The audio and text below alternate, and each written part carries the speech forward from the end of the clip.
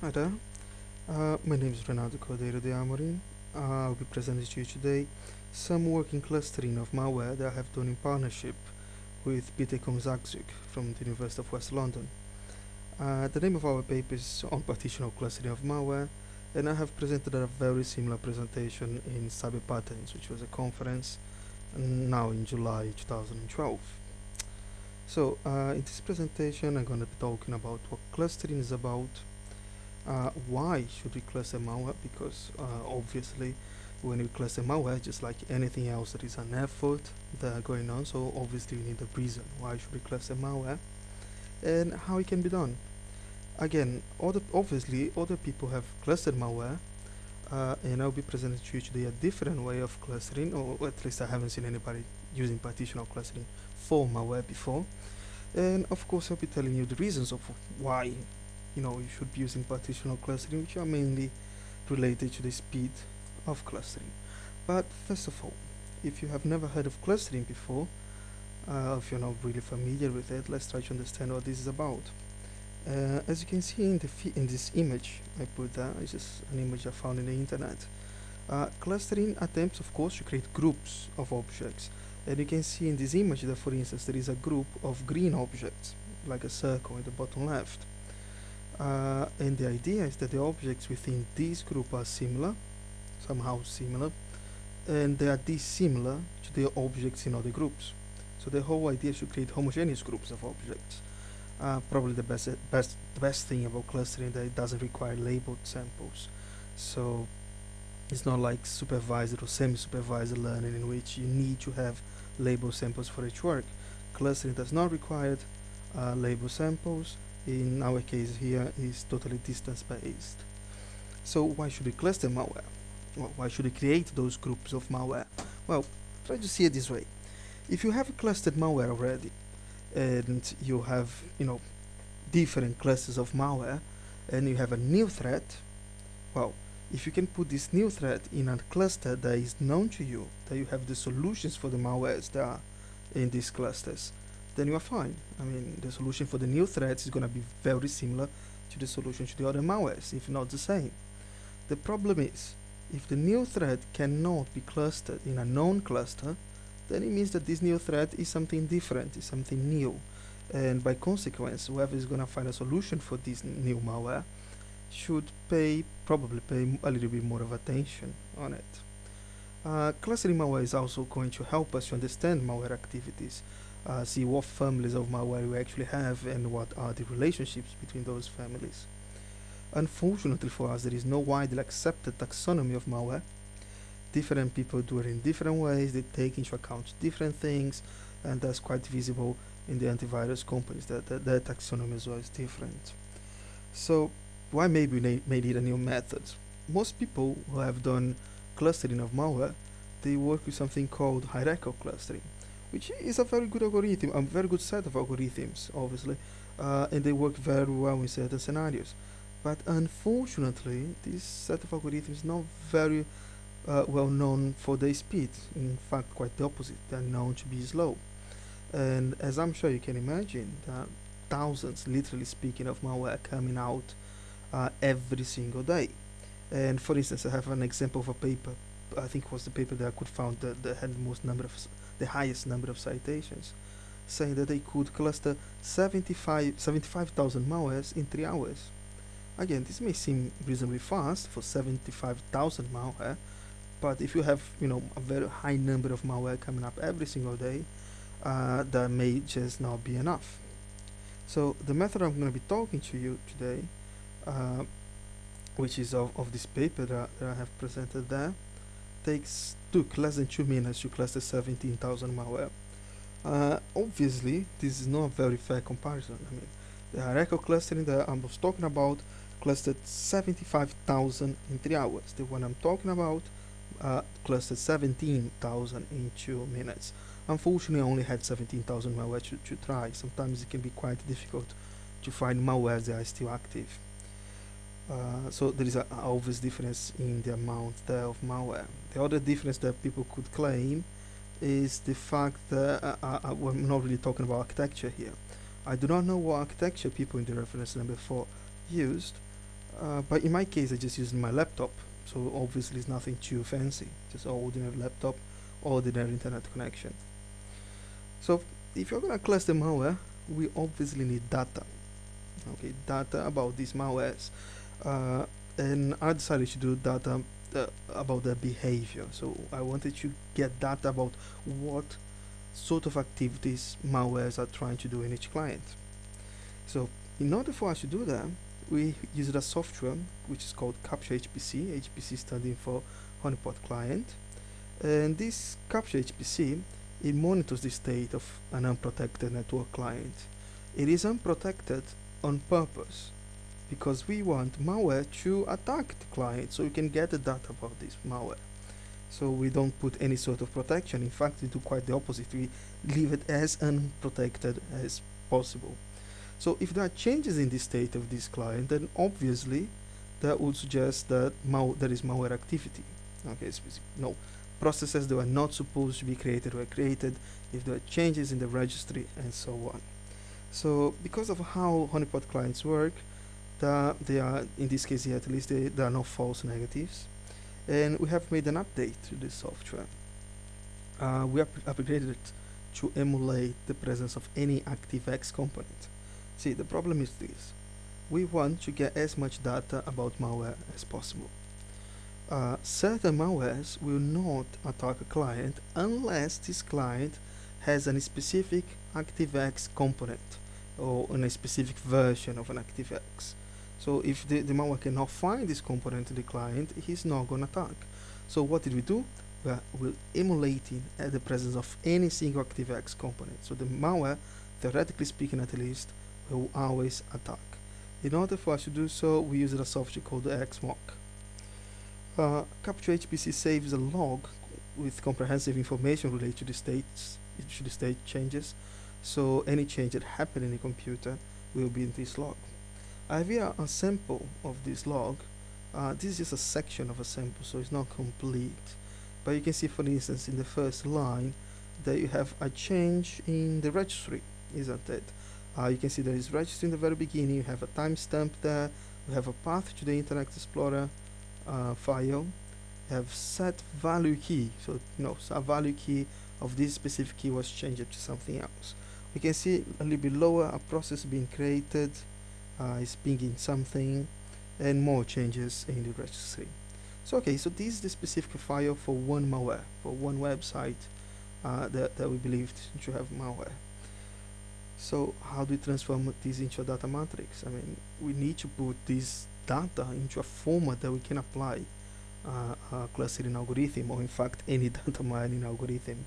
So we had to do obviously some pre-processing. So first of all, of course, we captured the data of each website that we believe to have malware. We had 17,000 of those. So after that, we tried to find the features, isn't it? Because see, a data matrix is something very simple. If you never heard of it, just think of it as a table in which each row is an object, in our case malwares, and each column is a feature, something that describes the object. So obviously, if I can go back here, each one of these lines, each change in state is going to be a feature, isn't it? This is what describes the website, or the malware, better saying, the changes that he has made to the client. So we had we got all these log files, 17,000 of them, and we found out that there was a total of, if I'm not mistaken, was 133,000 features. This is obviously a very high number. You would have 133,000 columns in your table. This is very, very difficult. It's very, very high dimensional. But then after some analysis, we found out that they were not unique. I mean, because malwares, for instance, they will try to create processes. And in two different websites, even if it's the same malware, it's going to create the same process, but this process is going to have a different ID number. So the log file has these, for instance, these ID numbers. It has timestamps. It has full paths. It has some information that it doesn't really matter for us. I mean, we don't really care about the ID number of a process. We don't really care where exactly a specific file is located. We care about a file being accessed, isn't it? a process being created, a specific process being created by the same, but the ID number of the process is unimportant. So after the analysis, we saw that there were 231 unique features. So now, okay, this is still high dimensional, but this is much more manageable than 133,000. So after that, we created our data matrix. So each website became a row in this table, and each column represents the presence or absence of a particular feature of one of these 231 features. We did some more extra processing, data pre-processing. Just have a look in the paper. I'm just explaining generally what we did. And then I wanted to have a look in the data. So what did I do? I used something called principal component analysis. I extracted the two first principal components, and I plotted these in 2 dimensions, as you can see. Obviously, this is not a faithful representation of the data because, as I said, we had 231 dimensions. You are seeing 2 extracted dimensions there. So obviously it's not 100% faithful to the data, but it helps us to have a look in the data, isn't it? And we can see there are some clear clusters there, which is a good thing. So after that, of course, we had to choose an algorithm. As I said before, the hierarchical algorithms, they are not known to be fast. They're in fact very, very slow because of the way they work. So we decided to go for partitional algorithm. Among the partitional algorithms, we have k-means, which is probably the most well-known partitional algorithm for clustering that there is.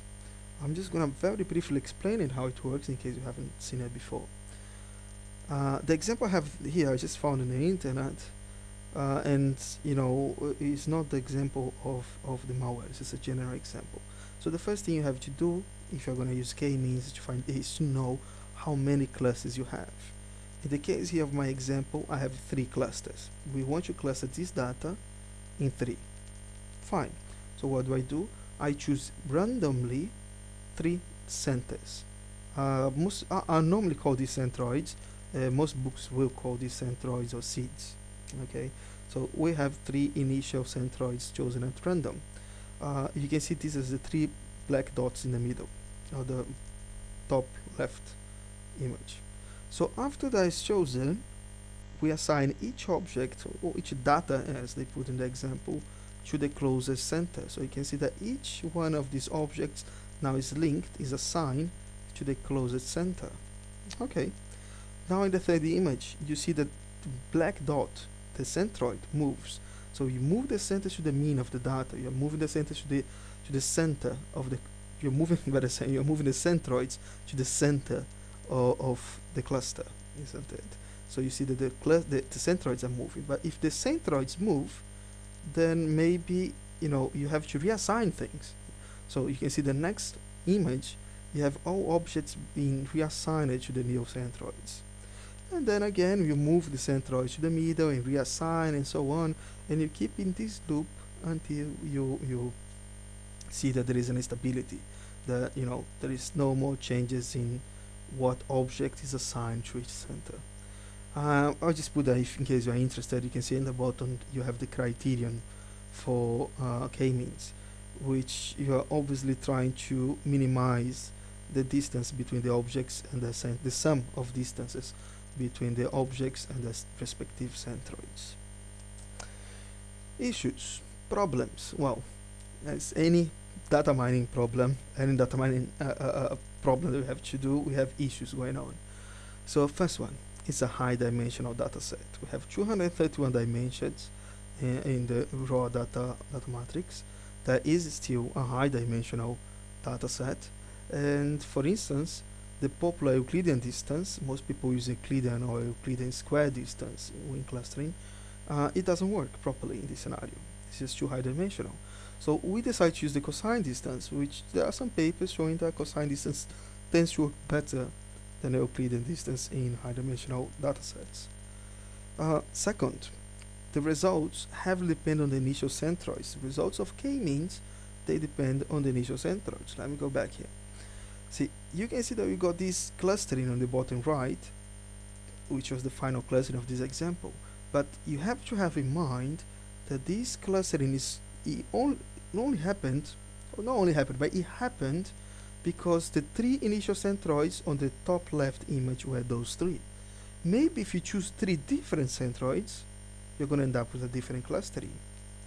Okay, and now we have a problem, isn't it? So these initial centroids were chosen at random, which basically means that if I run this algorithm twice with no different centroids, I might end up with different clusters at the end. So it's a non-deterministic algorithm, k-means. In order to solve this problem, we used a rather popular initialization called intelligent k-means. I'm not going to explain it right now, but if you have a look in my blog, there's a better explanation with some MATLAB code there for you. Intelligent k-means, I find it a very good initialization, basically for two reasons. First, it helps to find the clusters as well. Hopefully you notice that for you to run k-means, the first thing you need to know is how many clusters you have there, so you know how many centroids you should have. And secondly, there are some papers showing the superiority of intelligent k-means being compared with other initializations that are out there. So, and I have had some previous experience with this algorithm that was rather successful. So that's a good thing.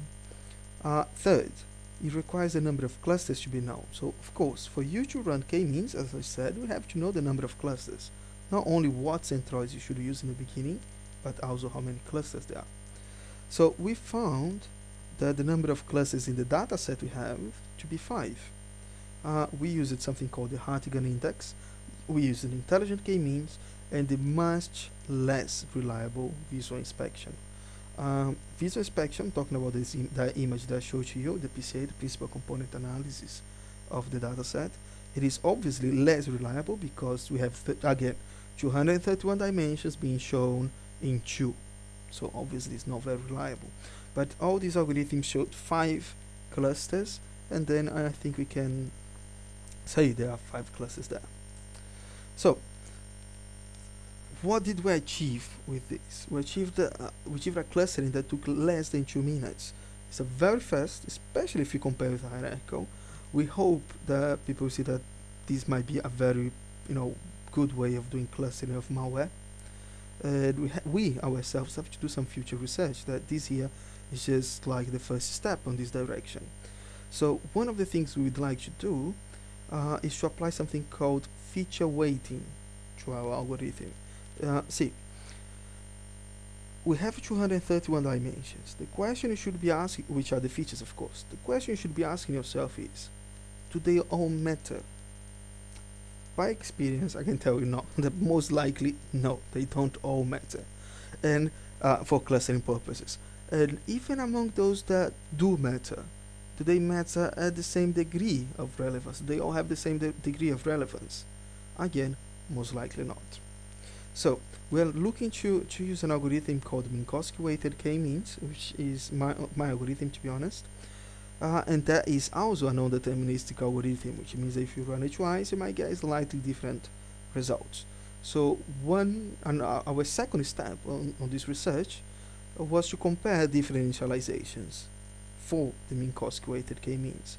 And we found out that Minkowski intelligent k-means, which is a modification again of intelligent k-means to work in the Minkowski using the Minkowski metric, works well, and Minkowski won't. If you know a little bit about clustering, you probably notice, wait a minute, Minkowski won't, that is hierarchical. Yes, that is hierarchical, but we might use that just for the initialization. So we would still keep our speed for the final clustering. And these here are just some reference that we used during this presentation. You might find some pointers to PDFs in my blog, renatociamorin.com.